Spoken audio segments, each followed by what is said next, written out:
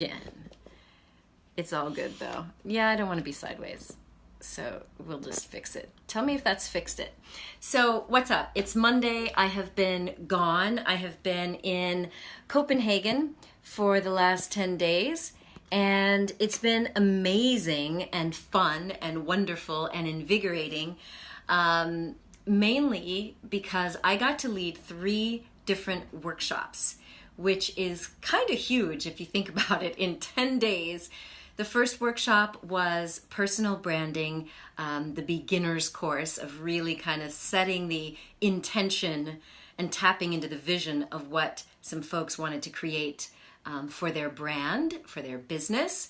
And if you didn't know already, for those of you who are just meeting me for the first time, I'm Andrea Pennington. I am a personal brand strategist and communications coach, if you will. I run a company called Make Your Mark Global, and we specialize in helping healers, coaches, light workers, therapists, anyone who has a message of healing and hope for this planet. I help them spread their message into the global atmosphere, leveraging the media or public speaking and publishing. And so while I was in Copenhagen, I ran 2 personal branding workshops. And the first one was about just the basics, like really setting your brand identity, which is kind of a trick because branding in my world had previously been all about posturing. You know, if you're in Hollywood or in the American system, it's all about, you know, who are you portraying yourself to be, which may not necessarily be the real you. But in my world, it's all about authentic personal branding in alignment with your heart and with your soul. So what happens when you are one of those people, like the lovely people who are tuning in, like hello, Malin, Jacqueline, all these people who have been flying in from multiple countries just to be in the space of co-creating magic. Well, what happens when you have like a spiritual awakening and you realize that what you want to do on this planet has got to be aligned with your heart and aligned with your soul? If you've had some out-of-body experience or you've had some spiritual epiphany where you really understand that you're here on this planet for a purpose, like you are here on a spiritual mission, well, how do you translate that into a brand message that makes sense, that is concrete? Because there are very few of us that are going to like pay you thousands of pounds, euros, dollars, or kroner to work with us if we think that you're way off in la la land. Now, that's not to say that psychics or mediums, you know, if you've got some magical gift that really takes you into the ether, you know, into the other side, great. But for most people who want to build, say, a 6-figure or a 7 and 8-figure business, if you're looking to really impact millions of people, most of us kind of got to figure out a way to talk about, you know, the spiritual la-la in a way that's grounded. And so we did that. And one of the cool things that came up during this first workshop was understanding that the idea of really getting clear on what you're here to deliver in this lifetime has got to be, yes, alignment is key, as Shimoni says, and yes, Claire says, measurable and tangible results are tricky to measure in a spiritual way. It is tricky, but here's the thing. What I recognized was when we want to communicate what value we add to someone's life, sometimes it's a little easier to put it in terms that everyone can understand. So if you're spiritual and woo-woo, or if you're, you know, 2 feet on the ground, a materialist believing in science, we all understand pain and we all understand aspiration. So if you're helping somebody overcome depression and anxiety, like I dealt with, if you are helping someone become a better person, a better parent, a better business person. So appealing to their aspiration or their goals. You can make that practical, even if you're a spiritual teacher or a medium. But the reason why it was really so fun for me on this trip was because I actually did meet with a spiritual medium. You know, I'm working on this this documentary project. This started way back, I don't know, I guess 2005, when I had my big spiritual awakening. It really became clear to me that there are many people on the planet who are helping people get free of the emotional burdens, the pain, the confusion that we have around who are we, you know, are we really lovable? And for me, meeting curanderas and shaman and all sorts of different types of people, I realized we need to share stories about other modalities of getting free besides drugs and prescription medications and traditional medical therapies, because those sometimes don't work, or just a band-aid. They're not getting down to the root cause. And one of the things that I really firmly believe is that we are all on a path toward awakening. And as we are all getting to this awakening level in our lives, it means that we're getting to a point where we do want deeper answers. And for some, religion works for them. You know, going to the church, that works for some people.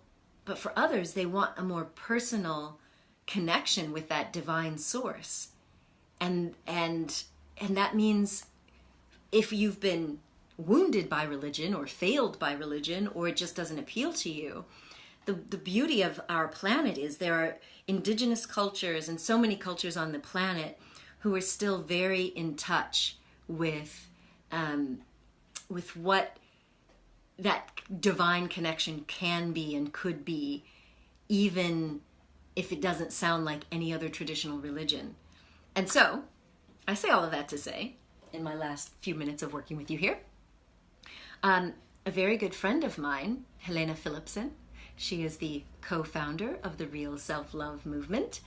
Well, Helena was telling me about a magical download that she got from this spiritual medium, and I thought, tell me more. I need to know about this.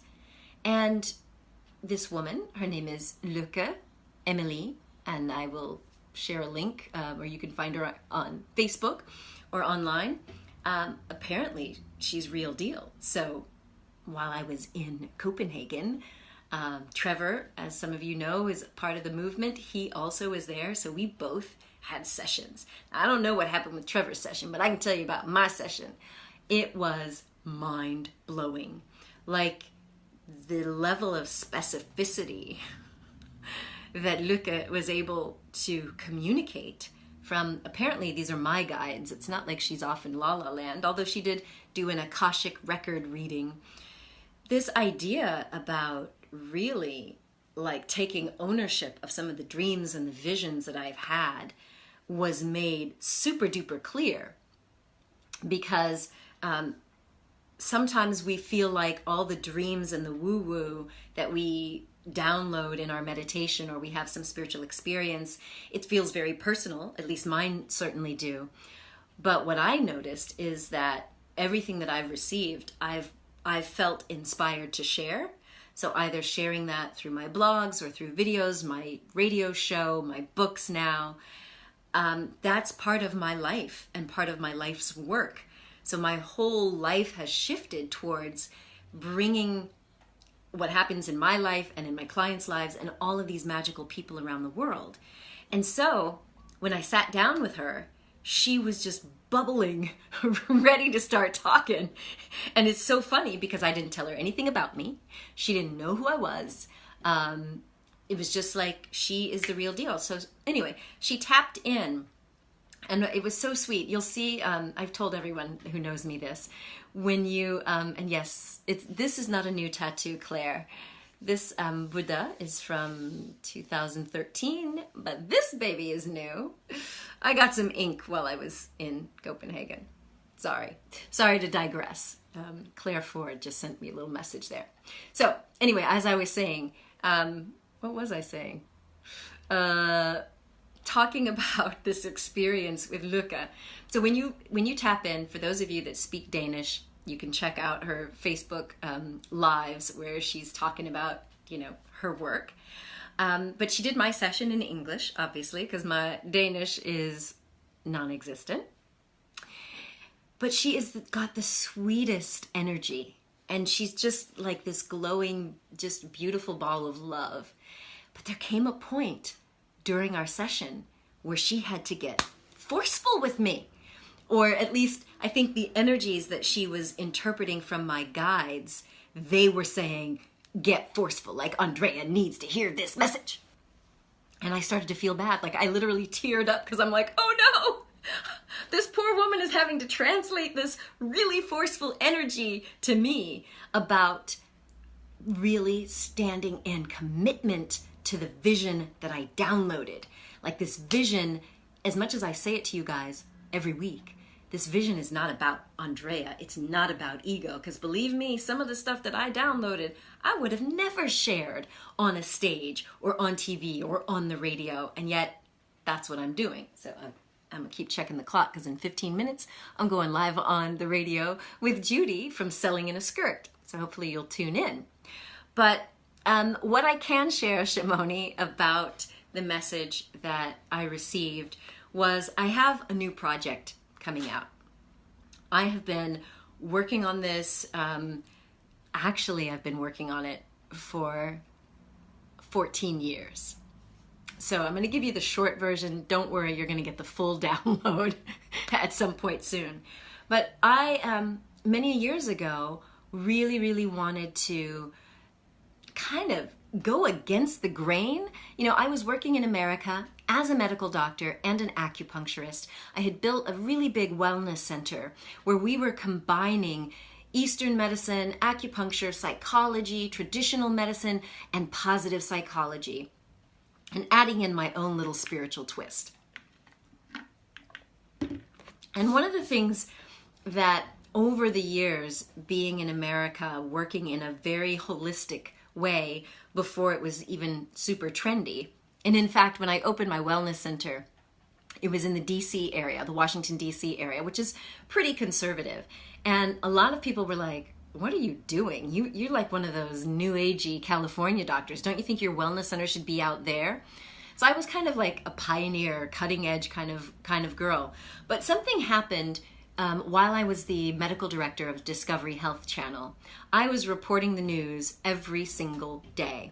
And there was a shift. It was a very noticeable shift about the numbers of studies that were coming out showing that alternative therapies like acupuncture, like meditation, and even nutritional therapies like vitamin C and vitamin E were helping people improve their well-being, improve their cognitive function, their brain function was improving. And the thing that struck me about that was, for most doctors, we don't get a whole lot of training in nutrition in medical school. Now, I know that's changed now, but honey, I graduated 20 years ago. Believe that. So 20 years ago, the amount of nutrition training I got in med school was next to nothing. So as I'm on the news reporting day after day about how we can take control of our health, and in particular, our brain function, our mental function, our emotional well-being. Because I'll tell you, as someone who's suffered with depression and anxiety, if you ain't got your mental well-being straight, it's hard to make anything else in your life go well. And so for me, this was a revelation. When I started learning about nutrition and incorporating it into my treatment protocols for depression, for eating disorders, for addiction, people were getting better. Now, yes, we were still doing the full package. So we're doing acupuncture, breath work, meditation, spa treatments to give you a little pampering, and the cognitive behavioral therapy so you understand how the mind works, how your thoughts work. But as you complement that with adequate nutrition, with adequate hydration, with play and relaxation, what I noticed is the body gets better, the brain gets better, our relationships get better because our behavior gets better. And so literally 14 years ago, I wanted to bring this out to the world, bring a supplement line that really helps us clear our brain and clear up our internal, but in combination with all the resilience training, with all the mindfulness and positive psychology that I was then reporting on TV in study after study actually works. But see, here's the thing. The pharmaceutical companies, they don't want people knowing about that, because then you won't need their drugs. And even the medical facilities, they're geared, in America anyway, towards sick care, not health care. They're putting Band-Aids and giving prescriptions out that cause side effects that need you to get another prescription for another medication. I did not come here today to preach, but I'm telling you, this has been boiling and bubbling in me for years. And I will say a big thank you to Trevor Hahn, who is tuning in from California, because I shared kind of this vision about what I had for bringing people the awareness of what it takes to turn on your innate vitality code. Like, this is what we see the Qigong masters and these Tibetan monks and the Shaolin monks and all these athletes. This is what they know. They know how to harness the energy of their environment, harness the energy of the mind-body connection. Yes, of course, adequate nutrition, supplementation, hydration, sleep, and play. And when you put all that together, boom, you can manifest miracles. Now, sorry, the dog is, making herself known. But this, you're right, Claire, it's not a secret, but in the traditional media that I was working in at Discovery, people weren't talking about it. People were still talking about the traditional drug therapy. And that traps a lot of people. Now, I will say, of course, as a physician, I recognize that if you need medication or surgery, then I am dang sure going to point you in the direction of a holistic, integrative doctor who can treat you. But it's always got to be about getting down to the root cause of what got you sick or ill or stressed in the first place. Because if we just put a Band-Aid over what's going on, you will get sick again, or you will develop a new addiction or a new habit that keeps you stuck. So what's been interesting is that now at this juncture of my life, where I've gotten to a point where I'm willing to speak my spiritual woo-woo truth, and I'm willing to bring all of me to the table. So my experience in communication and documentaries and the news and personal branding and all of that good stuff, bringing that together means that now I can focus on really empowering healers and lightworkers and coaches to have the cleanest internal vessel possible, right? Like lowering their own stress, tapping into compassion, and really heightening their abilities to go out and do the work that they were called to do. Because as I activate lightworkers and help them maintain their vitality, they are going to spread their messages of healing and hope and harmony like wildfire. And so I'm telling you the very long story, but I didn't tell that to this psychic medium that I met in Copenhagen. And yet the moment that she sat down with me, she was like, boom, you have this project. And I mean, she was telling me stuff. I was like, how does this woman know this? Because I had not spoken it to very many people. A very few people, right? Oh, Claire, I would love to help you. Yes, if you have a big vision, then it's time to make it a reality. Because part of the vision that I got was I saw myself activating lightworkers, helping you elevate your profile and your visibility to share your message around the world with clarity. And so I'm bringing up this idea about personal discipline, personal leadership, because there are a lot of business coaches out there and marketing specialists out there that may point you down a traditional path that works for kind of selling widgets. But when it comes to bringing your spiritual gifts, and I know you've got them, I know you have ways of seeing your clients, intuitively tuning into what's going on with their health or their well-being and even their businesses, and then you're able to direct them, you're able to create transformation. But what happened when I was in Copenhagen, where there were some people who were still really struggling about taking this big nebulous dream and making it a concrete reality, for the other people who were just on their beginning journey of awakening, where, you know, we might be able to communicate telepathically, you and me, but some of your clients still need words. You know, they still have that left brain or that filter that needs to be communicated to. And so this idea about harnessing proper nutrition, meditation, breath work, aligning with your own energy centers or the divine, like that sounds very airy-fairy. But what I saw in Copenhagen was it was creating waves of transformation and activating people to go out and do it. And so I hadn't even really told anyone that this new company that we've started is coming out with the supplement line and this resilience program that's really meant to help you activate your superpowers.